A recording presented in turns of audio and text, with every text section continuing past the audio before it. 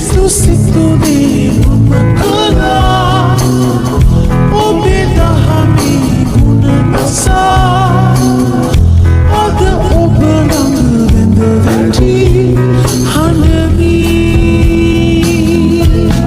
වහන්සේගේ නාමෙන් අදත් මා වස්සන හැමෝටම ආශිර්වාද පතනවා. අද දවසේ ස්වාමින් වහන්සේගේ වචනයට යන්නට කලින් පුංචි කතාවක් ඔයගලන්ට කියන්න ඕනේ කියලා මට හිතුණා. අපි අහමුද එහෙනම් මේ කතාව. ඔන්න ඉතින් එක පිරිමි ළමයෙක් හිටියලු. ඒ පිරිමි ළමයාට කෙනෙක් කිව්වලු පාපයන් 3ක් තියෙනවා. නුඹේ පාපයන් 3න් එකක් තෝරා ගන්නම ඕනේ කියලා. ඉතින් මේ ළමයාත් ඇහුවලු මොකක්ද මේ පාපයන් 3 කියලා. ඊට පස්සේ ඔහුට කිව්වලු මත්පැන් බෝතලයක් තියෙනවා මේක ඉවර වෙනකම් බොන්න ඕනේ. ඊළඟ කාරණාව නම් ස්ත්‍රියක් ඉන්නවා ඒව දූෂණය කරන්න ඕනේ. අනිත් කාරණාව නම් මිනිහෙක් ඉන්නවා ඌ මරන්න ඕනේ. ඉතින් මේ පිරිමි ළමයා කල්පනා කරාලු මිනි මරන්නවත් ස්ත්‍රියක් දූෂණය කරන්නවත් මට හයියක් නැහැ. මට ශක්තියක් නැහැ. කාටවත් හානියක් නොවන විදිහට මම මත්පැන් බෝතලේ තෝරගන්නම් කියලා ඌ කිව්වලු. ඉතින් මොහු මත්පැන් බෝතලේ බීලා තමුන්ගේ සිහි විකල් වෙලා අවසානයේ මේ ස්ත්‍රිය දූෂණය කරලා අර මිනිහයවත් මැරුවලු. පාපය කියන්නේ අන්න එහෙම දෙයක් තමයි. අපි හිතන්නේ නැති වුණාට පාපය මහා භයානකයි. පාපයට ලොකු පොඩි ભેද නැහැ. අපි තෝරගන්න මොනම පාපයක් වුණත් අපිව ක්‍රමයෙන් ඇතුළට අරගෙන යනවා මිසක් එළියට එීමක් නම් පාපය තුලින් කවදාවත් නැහැ. ඒ නිසා තමයි ස්වාමින් වහන්සේ අපේ ජීවිතවල ඉන්න ඕනේ. අපිට පාපයෙන් ගැලවෙන්න තියෙන එකම මාර්ගය තමයි යේසුස් ක්‍රිස්තුස් වහන්සේ. වෙන කිසිම මාර්ගයක් නැහැ. උන්වහන්සේ අපේ පාපය උදෙසා මැරුණේ අපි මිනිස්සු අපි දුර්වලයි. අපිට මේ පාපයෙන් සමාව ලබා දෙන්න තමයි අපේ ස්වාමින් වහන්සේ අපි වෙනුවෙන් උන්වහන්සේගේ ජීවිතේ පූජා කළේ. හරි ආසාවෙන් පාපයට ඇතුළු වුණාට කවදාවත් පාපයෙන් එළියට එන්න නම් යක්ෂයා අපිට ඉඩ තියන්නේ නැහැ. අපිට ස්වාමින් වහන්සේගේ අධික කරුණාවම ලැබෙන්න ඕනේ අපිට පාපයෙන් එළියට එන්න නම්.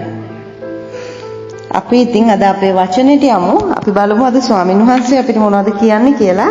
අපි පෙරලා ගමු හිතෝපදේශ පොතේ 23:31. හිතෝපදේශ 23:31. මුද්‍රික පානය රතුව පෙනෙන විටත් පාත්‍රයේහි දිලිහෙන විටත් සිනිඳු ලෙස වැක්කිරෙන විටත් ඒ දෙස නොබලන්න. 32 වෙනි පදේ කියනවා අන්තිමේදී එය සර්පයෙකුමෙන් හපාකා පොළඟෙකුමෙන් දෂ්ට කරයි. නුඹේ ඇසට අద్භූත දේවල් පෙනෙන්නේය. මුද්‍රික පානය රතු පාටට පේනවා. හරි ලස්සනට පේන්න ගන්නවා මුද්‍රික පානය. ඒකට තෘෂ්ණාවක් ලොල්වීමක් ඇති පුද්ගලයාට හරි ලස්සනට පාපය පේනවා. බලන්න එතන මුද්‍රික පානය රතු පාටට පාත්‍රයේ දිලිසෙනවලු. රත්තරන් වගේ හරියට නේද? සිනිඳු ලෙස වැක්කිරෙනවලු. හරිම සුසිනිඳුයි. එහෙම වැක්කිරෙනකොට ඒ දිහා බලන්නවත් එපා කියලා තමයි මේ සල්මොන් රජතුමා මෙතන ලියලා තියෙන්නේ. මොකද ඒක අන්තිමේදී සර්පෙක් වගේ හප්පලා කාලා අපිව පොළඟෙක් වගේ දෂ්ට කරනවලු. මොනතරම් භයානක වචනයක්ද බලන්න. අන්න ඒ නිසා තමයි අලුත් ගිවිසුම තුල අපේ ස්වාමින් වහන්සේ අපේ යේසුස් වහන්සේ අපිට පාපේ දිහා බලන්නවත් එපා කියලා කිව්වේ. අපි කියවමුද බලන්න මතෙව්තුමාගේ සුවිශේෂයේ මතෙව් 5:27-28-29 පද ටික. මතෙව් 5:27-28-29. කාම මිත්‍යාචාරය නොකරවයි කී බව නුඹලා අසා තිබේ. නමුත් මම නුඹලාට කියමි.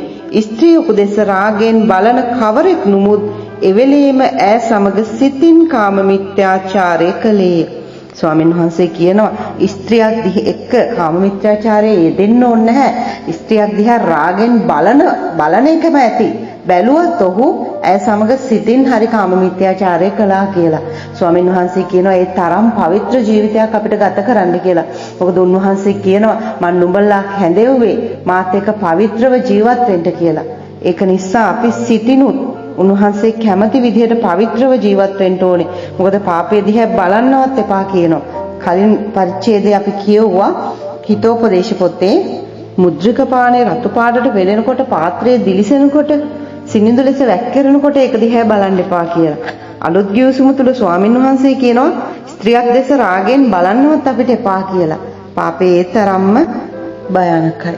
මොකද උප්පත්ති පොතේ අපි බැලුවොත් උප්පත්ති 39:12 යෝසෙප් පොතිපර්ගේ නිවසේ ඉන්නකොට පොතිපර්ගේ බිරිඳ යෝසෙප් ළඟට ඇවිල්ලා කියනවා ඈ ඔහුගේ සලුවෙන් ඔහු අල්වා මා සමග සයනය කරන්නයි කීවාය. එවිට ඔහු තමාගේ සලුව ඇගේ අතට හැර පිටතට පලා ගියා කියලා. යෝසෙප් සලුව අතහැරලා කියන්නේ ඇඳුම් නැතුව දිව්වලු පොතිපර්ගේ බිරිඳ තමා ළඟට එනකොට.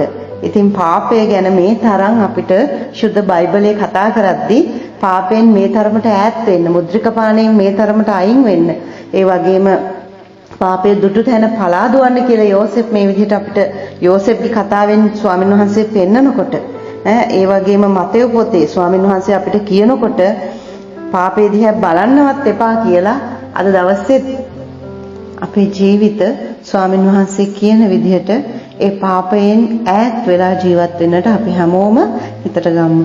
අද දවසෙත් ස්වාමීන් වහන්සේගේ වචනය ඒ ලෙස පවසද්දී ස්වාමීන් වහන්සේගේ වචනේ ඇහුව හැමෝටම ස්වාමීන් වහන්සේගේ නාමයෙන් මම යාචනා කරනවා ජීවමාන යේසුනේ අද දවසේ ඔබ වහන්සේගේ වචනය අහන මේ කවරෙක නමුත් ස්වාමීනි පාපය තුල ඉන්නවනම් ඔහුට පාපයෙන් එළියට එන්න බැරුව ඉන්නවනම් ස්වාමීනි ඔබ වහන්සේ ජීවිතයට කරුණා කරන්න ස්වාමීනි ජීවිතයට ඔබ වහන්සේ අතගසන්න ඔබ වහන්සේගේ කරුණාව මඟ පෙන්වීම දෙන්න ජීවමාන යේසුනේ අද දවසෙත් මේ වචනේ අහපු හැම දිනාම ඊට කීකරුණු හැම දිනාටම ඔබ වහන්සේගේ මහත් වූ ආදරේ කරුණාව අද දවසෙත් ඔබ වහන්සේ නිදහස් කරන්නට යන නිසා ඔබ වහන්සේට අනේක වාර ස්තුතියි කියනවා ප්‍රේමණීය යේසුස් වහන්සේගේ ශුද්ධ බලවත් වූ නාමයෙන් ආමෙන්.